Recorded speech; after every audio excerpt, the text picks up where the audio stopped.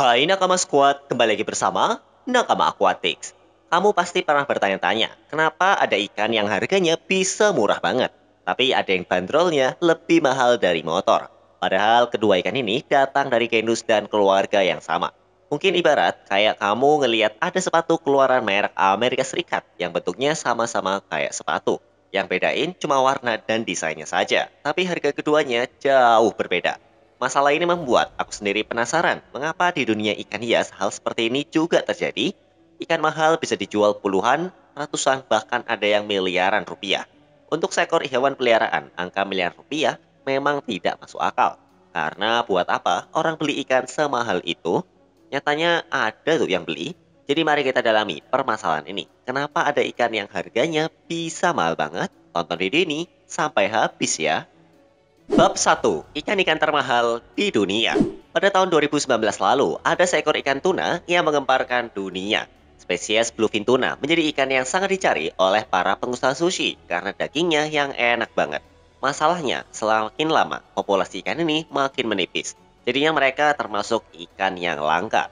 Pucuk dicinta. Nelayan berhasil menangkap ikan bluefin tuna dengan berat 277 kilogram. Jepang dikenal punya pasar ikan yang sangat sibuk. Negara kepulauan ini juga terkenal akan hasil lautnya. Karena ditemuin pas lagi langka-langkanya. Harga ikan ini juga jadi jauh lebih melambung. Tebak, berapa harga ikan bluefin tuna tersebut? Walau kedengaran kayak mengada-ngada, tapi ikan ini terjual dengan harga 3,1 juta dolar di pasar ikan. Uang segitu jelas banyak banget. Mungkin bisa buat beli rumah mewah di komplek BSD sebanyak 20 unit. Faktor utama dari mahalnya ikan ini adalah karena populasi kian menghilang di alam bebas. Nelayan makin jarang nangkepin ikan ini. Faktor lainnya adalah gak kayak ikan air tawar yang makin besar, rasanya makin tidak enak. Tuna punya daging yang kaya sapi. Semakin besar, dia akan semakin banyak daging yang dihasilkan, yang artinya harganya juga akan jadi mahal. Namun, ikan tuna juga sudah sukses dibudidayakan di Korea Selatan dan Jepang selama beberapa tahun terakhir. Jadi populasi di alam mungkin bisa makin sedikit dipanen dengan industri pangan lebih berkonsentrasi untuk memakai tuna-tuna hasil budidaya sebagai bahan baku makanan. Berbeda dengan ikan tuna yang harganya mahal karena langka dan akhirnya jadi makanan. Ikan yang satu ini punya harga mahal dan tujuannya adalah untuk dipelihara. Platinum arwana dinobatkan sebagai salah satu ikan hias paling mahal di dunia. Malahan ada juga yang bilang kalau ikan ini adalah ikan hias yang paling mahal. Jenis platinum ini merupakan salah satu gejala kelainan genetik yang dialami oleh Asian arowana yang jenisnya ada banyak. Super red, green pinot, dan lain-lain merupakan beberapa jenis ikan yang masuk ke dalam beberapa spesies Asian arowana. Karena harganya mahal, ikan-ikan ini sampai mesti dikawal sama polisi ketika mereka mau dipamerkan di sebuah kontes arwana terbesar di Cina. Harga per ekornya bisa mencapai 300 ribu dolar atau hampir 2,9 miliar rupiah. Kalau ikan tuna tadi dijual mahal dalam keadaan mati karena mau dijadikan masakan, nah arwana beda kasus. Ikan ini baru punya value selama mereka hidup. Jika mati, ya duit segitu bakalan hilang begitu saja. Asian arwana dari dulu dikenal sebagai ikan yang mahal. Sebabnya adalah karena status mereka sebagai ikan langka yang membuat permintaan pasar bukannya berkurang, malah makin menanjak. Karena permintaan pasar tinggi, maka secara hukum ekonomi, harga ikan ini juga akan melambung. Sejak tahun 1970, sentimen ikan langka sukses membuat arwana makin melambung harganya. Memang di alam asalnya, ikan ini sudah susah banget ditemuin. Mereka justru sangat berhasil dibudidayakan. Walau berhasil dibudidayakan, namun produksinya nggak bisa sebesar karena ikan-ikan arwana Asia punya usia matang yang lama. Makanya harga ikan ini masih tetap stabil berkat terbatasnya stok. Stabilnya animo penggemarnya dan tentunya dan image ikan langka tersebut. Bab 2. Kenapa harga ikan tersebut bisa mahal? Dalam sebuah pasar, pasti akan ada sesuatu yang berharga murah dan mahal. Mulai dari pasar fashion sampai pasar hobi, khususnya ikan hias yang nggak luput dari fenomena ini. Jika melihat dari dunia mode, brand mahal biasanya punya harga selangit karena image-nya yang mewah serta desain barangnya yang juga mewah. Biasanya brand-brand ini bisa mematok harga semau mereka karena demand dari pasar yang memang besar. Jadi ketika mereka ngeluarin produk, ya sudah pasti ada yang beli. Walau kalau dilihat dari modal, harusnya harga barangnya bisa tidak semahal itu. Hal serupa juga terjadi di pasar ikan hias. Walau motivasi di balik mahalnya harga seekor ikan bukanlah dari kreativitas atau desain, karena semua itu yang bikin bukan manusia, melainkan Tuhan.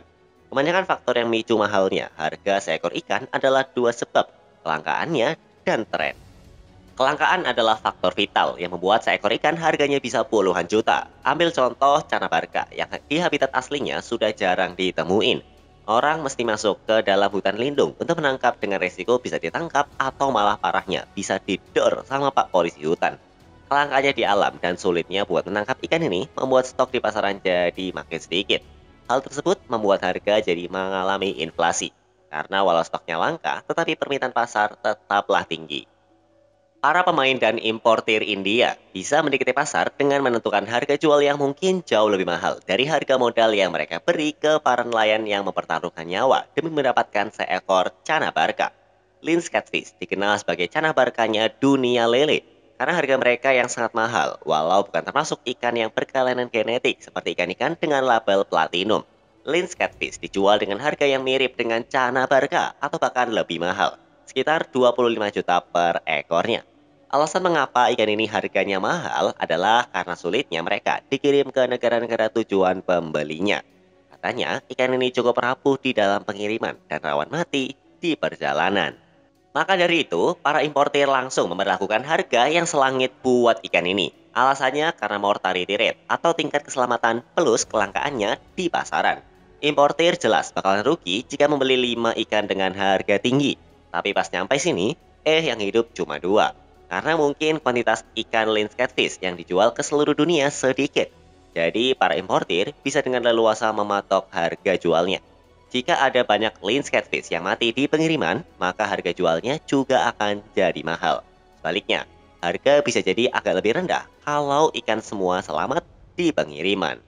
Berbeda dengan cana yang biasanya langsung jual. Ikan-ikan yang harganya mahal, cara jualnya tidak seperti itu.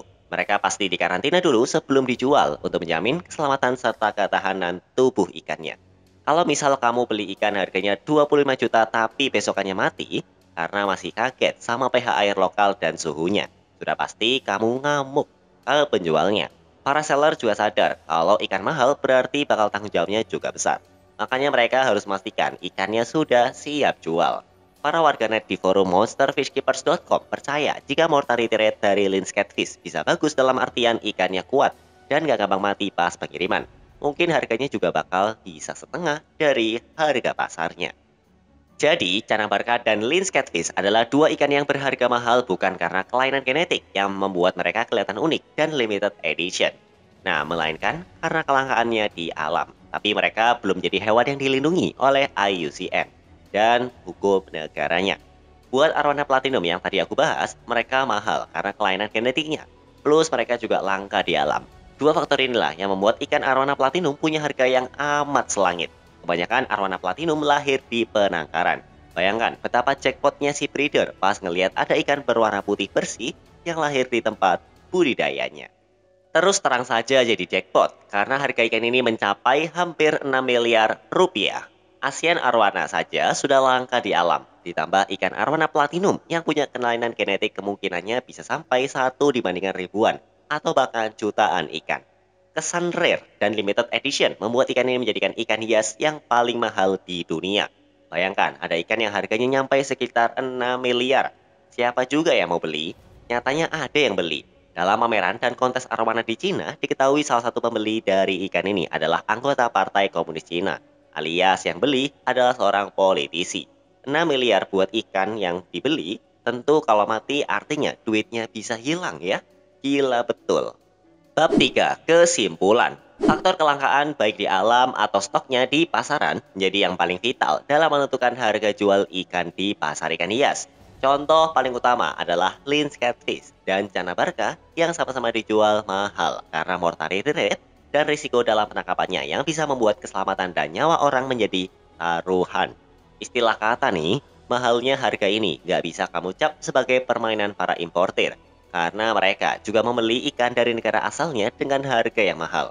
Plus ongkosnya yang mahal pula. Dan sampai sini belum tentu ikannya selamat semua. Makanya sebagai pelaku bisnis, mereka pasti sangat mengkalkulasi dan mencari berapakah harga yang cocok untuk menjual ikan tersebut. Ditambah, mengurus izin impor dan lain-lain bukanlah hal yang mudah dan menyita banyak waktu dan materi juga. Jadi wajar jika ikan yang rare dijual dengan harga yang tinggi. Soalnya, banyak juga sentimen yang menyasar ke para importir yang dianggap sangat tamak dalam memainkan harga ikan. Padahal di belakangnya, banyak faktor yang membuat ikan ini tersebut bisa dijual dengan harga selangit yang kamu tidak tahu. Tren juga menjadi salah satu bahan bakar untuk ikut menaikkan harga ikan. Hal ini terjadi pada saat cupang menjelma jadi tren baru 2 tahun lalu. Tren dan permintaan pasar yang besar membuat harga cupang bisa naik puluhan kali lipat, apalagi buat ikan-ikan cupang jenis baru yang masih asing di pasaran Indonesia. Namun setelah tren menghilang, permintaan pasar berkurang. Para pedagang harus menurunkan harga agar bisa saling bersaing. Namun, tren tidak berdampak berarti kepada Cana Barca, Lynx Catfish, atau Arwana Platinum karena harga mereka tidak didikte oleh sebuah tren. Karena eksklusivitaslah yang menjadi faktor mengapa ikan-ikan tersebut bisa punya harga selangit. Target market ikan-ikan mahal juga menyasar kolektor-kolektor yang rela mengeluarkan uang banyak demi hobinya. Akan menjadi hal yang sehat jika kamu membeli ikan mahal setelah kamu punya uang yang aman buat nutupin biaya sehari-hari. Jangan sampai kamu rela menabung demi ikan impian tapi pas ikannya sewaktu-waktu mati, kamu bisa galau maksimal. Ikan itu makhluk bernyawa yang bisa kapan saja direnggut hidupnya. Jadi membeli ikan mahal di saat di keadaan ekonomi kamu belum layak bisa menjadi senjata makan tuan. Karena ikan bukan sepatu atau gadget yang ketika rusak bisa diservis. Beli ikan yang seru adalah yang sesuai dengan kemampuan ekonomi kamu. Jangan sampai sedih gara-gara hobi, karena sejatinya hobilah yang harusnya menjadi pelipur lara di hidup kamu bukan malah sebaliknya. Nah, bagaimana menurut kamu? Coba tulis di kolom komentar ya. Sampai jumpa di video-video Nakama Aquatics selanjutnya.